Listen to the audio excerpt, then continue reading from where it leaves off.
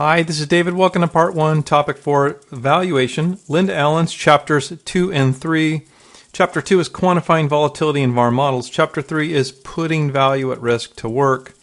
And the associated workbook is T4.Allen.2, 2 because it's Chapter 2, or starts with Chapter 2.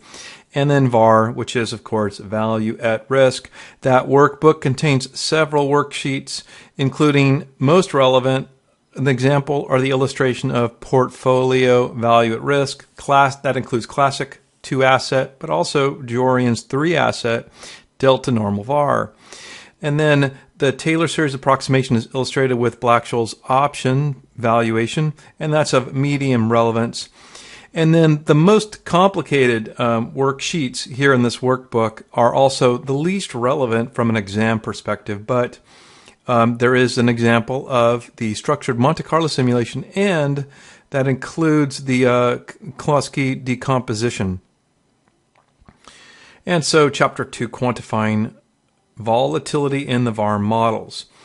So this Linda Allen reading is now 10 years old. We'll see how long it survives in the FRM curriculum, but she starts it off with some very basic idea that although we oftentimes use an assumption of normal returns, that's not actually what we see in markets. So financial asset returns tend to be non-normal, specifically skewed with heavy or fat tails, and we know that's leptokurtosis. That's where kurtosis exceeds 3 or excess kurtosis exceeds 0. And also, they're not stable over time, so they are, as Linda Allen calls them, time varying. And so again, that means the asset distribution varies from our usual normal assumption. And just recap in terms of how we characterize these distributions. We have a mean or location, that's the first moment, a measure of dispersion, which is the second moment, variance, or its square root, the standard deviation. The third moment is an input into skew. So skew is the standardized third moment about the mean. So skew is a little bit utilizes the third moment, but it's a little bit it's actually standardized.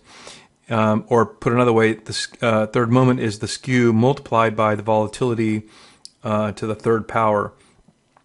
But skew is going to be a measure of our symmetry or lack of symmetry.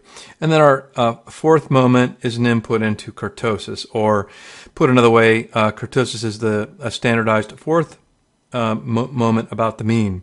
And that's going to be a measure of our tail density or heavy tailedness. Linda Allen asks a rhetorical question: what could be the reasons that we see fat tails in a return distribution? And she said, well, there are two likely candidates. The first is that the conditional mean is varying over time. And then she says that's unlikely given an assumption of efficient markets. Then the second culprit could be that conditional volatility is time varying. And she says that is the likely explanation. And what would be the implications of heavy tail? Well, you probably are familiar. But if we assume a normal distribution, as in here the greenish distribution,